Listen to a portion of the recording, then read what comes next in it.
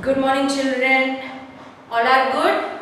You are reading the lessons carefully? Very nice. Now, we are going to discuss about your second lesson of your term 2, that is India wins freedom. So, in your first lesson, you learned towards the freedom. You have learned how the people, they have struggled or they have brought this, what do you say, they have united themselves together to make our country independent from the British rule. Now let us see India wins freedom. So in the first lesson you have seen what all the things or what all the events were taking place in order to make our India free from British rule. Now in this lesson we will learn how India got freedom from the British rule.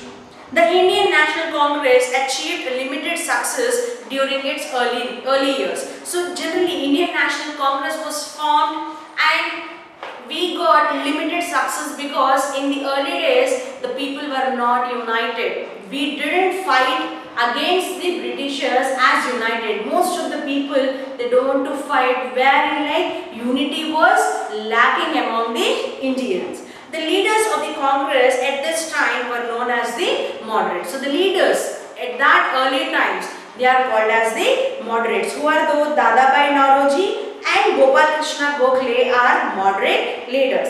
They believed in pleading with the British government to bring about reforms. Gradually, they grew another group within the Congress. They called as the radicals. Now, generally, the leaders in the early days, they are called as the moderators. So we have Dadabhai Naoroji and Gopal Krishna Gokhale. They are moderate leaders, and slowly they started growing up within Congress with the other group. They are called as the radicals, and these radicals, they wanted to oppose the British rule very strongly.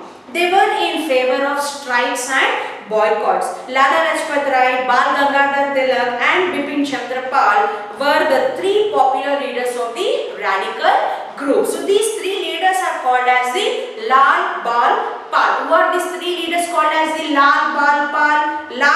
Lala Lajpat Rai, Bal Gangadhar Tilak, Pal, Bipin Chandra Pal. So these three were the radical group. These were the leaders of the radical group. Then the moderates, the leaders of the moderates, these leaders of the radical group were very much stubborn enough and they are very much strong enough fighting against the British rule. Swaraj is my birthright and I shall have it. So this was a statement given by Bal Gangadhar Tilak. Partition of Bengal.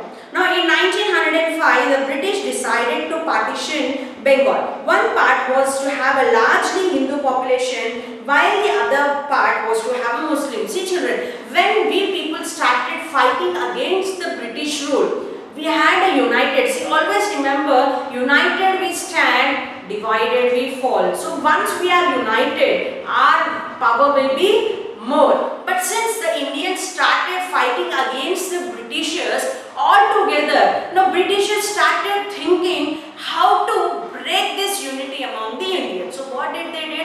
They started raising or they started showing the differences between the religions, because we know very well like India is a multilingual country and also it has multi-religions also. So basing on that, the Britishers started showing the differences between Hindus and the Muslims, due to which the partition of Bengal was done. In which year it was done? In 1905. So one part of the Bengal was completely Hindu and other part of the Bengal was completely with the Muslims. The partition was an attempt to prevent Hindu and Muslims from uniting against the British. So this was done because the Britishers want to break the unity among the Hindus and the Muslims. People strongly opposed the partition, so nobody liked or nobody encouraged this partition. The Congress launched the Swadeshi and the boycott movement. As a result, the British were forced to reunite Bengal in 1911. People they are not much happy, because if anybody are coming and if they are dividing our India or any state into two parts, anybody will feel happy? No. So these people started what they started opposing against this partition, due to which they have launched two movements. One is Swadeshi and the boycott movement. So because of this, the Britishers again had decided to unite the Bengal. That was happened in the year 1911. Swadeshi means of one's own country. Now let us see what are these movements. Swadeshi movement. So Swadeshi, Swadeshi, Sonta Desham. Swadeshi means of one's own country. The movement aimed to popularize the use of goods made in India. People were used to boycott all foreign goods. They made huge bonfires of foreign-made goods. A large number of women and students joined the movement. The government tried to suppress the movement. Swadeshi ante, you have to use Indian-made goods only. So what are the dresses or what are the goods the India manufactured? Manamu chesina battale veskovali, and foreign items or the items that were purchased from the Britishers, they have boycotted and stop using. Boycotted and we shouldn't use them. We should use only our items or our goods, whatever we are preparing on our own. That is Swadeshi movement. Next, the revolutionaries. Some young people in Bengal, Punjab and Maharashtra felt that the moderates and the radicals had not achieved enough. These revolutionaries believed that the British could be driven out of India only through force. They were willing to sacrifice their lives for the country. Now, some people in the Punjab and in the Bengal and Maharashtra, they felt like these moderates and radicals have not achieved much enough. Though they are against the British rule, but still when they are having a big fight against this British rule, what these people thought, they have not achieved much. So what did they do? They were willing to sacrifice even their lives for the country. Ajit Singh, Aurobindo Ghosh, Khudiram Bose and Veer Savarkar were the early revolutionaries. Some of them were later arrested and hanged. If any people are fighting or if any person is against the British rule, simply they put him in the jail or they hang the people. Gandhiji leads the nation. In 1915, Mohandas Karamchand Gandhi returned to India from South Africa. So in the year 1950, Mahatma Gandhi he returned to India from South Africa. In South Africa, he had fought against the racist policies of the white rulers. His method of fighting, known as Satyagraha, was based on two principles. So the mode of fighting of Mahatma Gandhi is completely different. He never used to shout, he never had a war with anybody. So what are the two principles he believed? That is truth and non-violence. So he used to fight Satyagraha. He believed in the fight against the British rule. What is the movement called as? Satyagraha, and this Satyagraha is based on the two principles. So what are that? Truth and non-violence. After returning to India, Gandhiji travelled across the country. He was shocked by the poverty. He decided to fight not only the British but also the prevailing social and religious practices, especially the caste system. He asked the people not to believe the unjust laws of the government. So once he returned to India, Gandhiji started traveling different states or different places in India. So when he started traveling across, he is not also fighting against the British, but also he was very shocked looking at the poverty prevailing in the India, and he was completely against for that. Jallianwala Bagh massacre. On 13th April 1919, a public meeting was held at Jallianwala Bagh in Amritsar. General Dyer came here and ordered his soldier to fire at the crowd. So it's a massacre. Massacre is nothing but, very heavy loss to country. It was happened on 13th April in the year 1990, wherein like thousands of people they have attended a meeting, and there was a person called General Dyer. He has instructed the soldiers to fire at the crowd. Hundreds of people were killed and thousands were injured. The country was shocked by this incident. All national leaders protested strongly against this cruel act. So most of the hundreds of people were died, and most of the people, like say thousands of people, got injured in this Jallianwala Bagh massacre. In 1920, Gandhiji launched non-cooperation movement.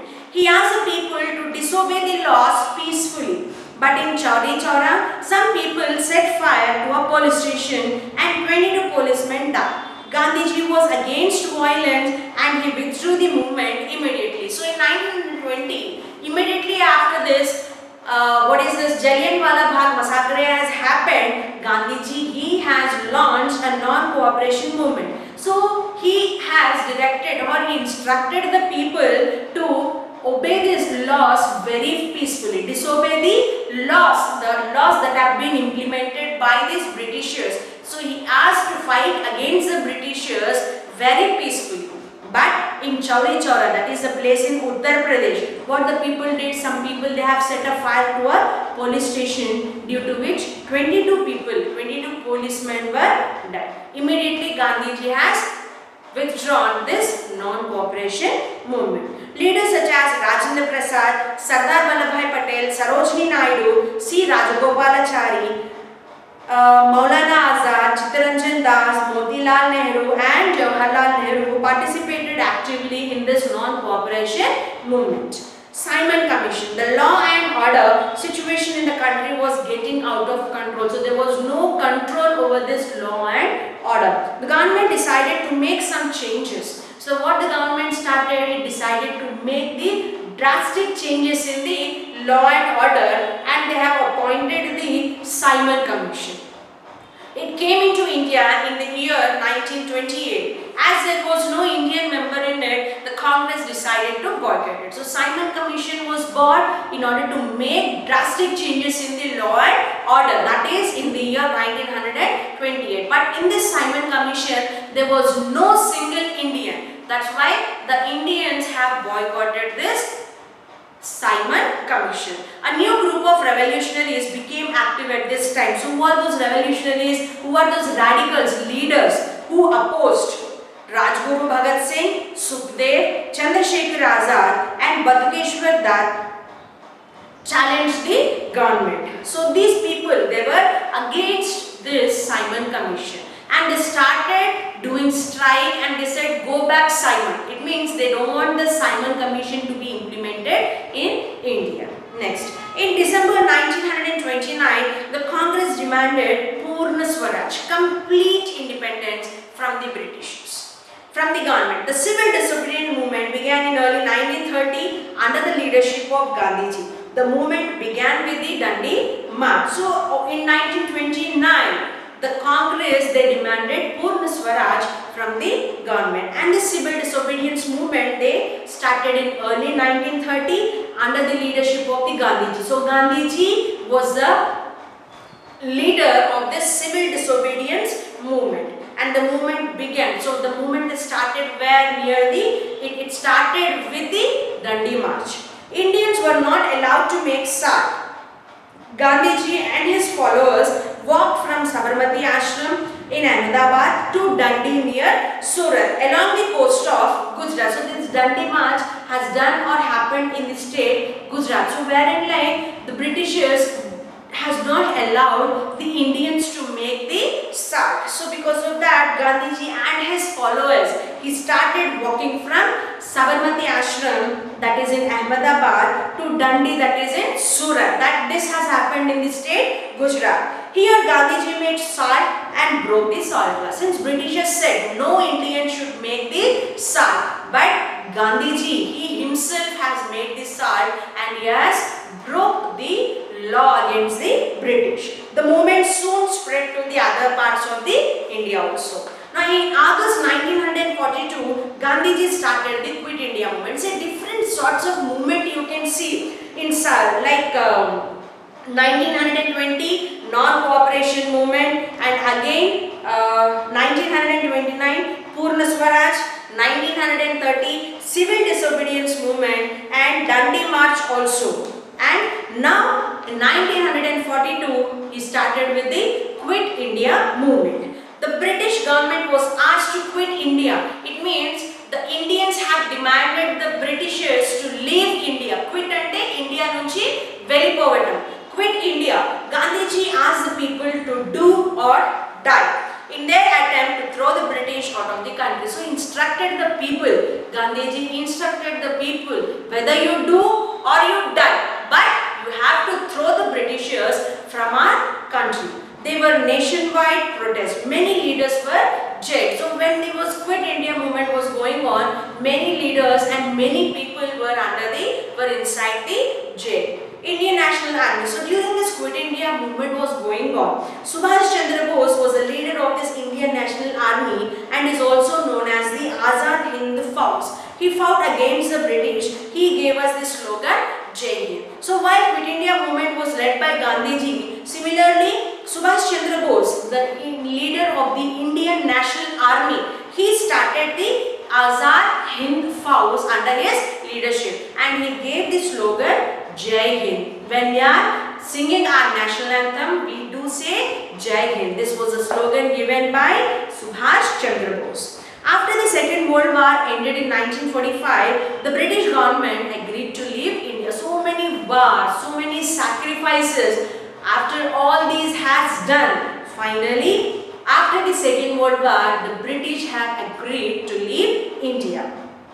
However, it was decided to divide the country into two. Before leaving, what did they decided? They decided to divide India into two parts. So what are that? Pakistan and India. On 15th August 1947, India became free country. See, on 15th August 1947, India got independence from the Britishers' rule, and on August 16, 1947, Pakistan got the freedom from the Britishers' rule. At that time itself, the Britishers have divided India into two. One is Pakistan and India. So India got independence on 15th August, whereas Pakistan on the very next day, 16th August.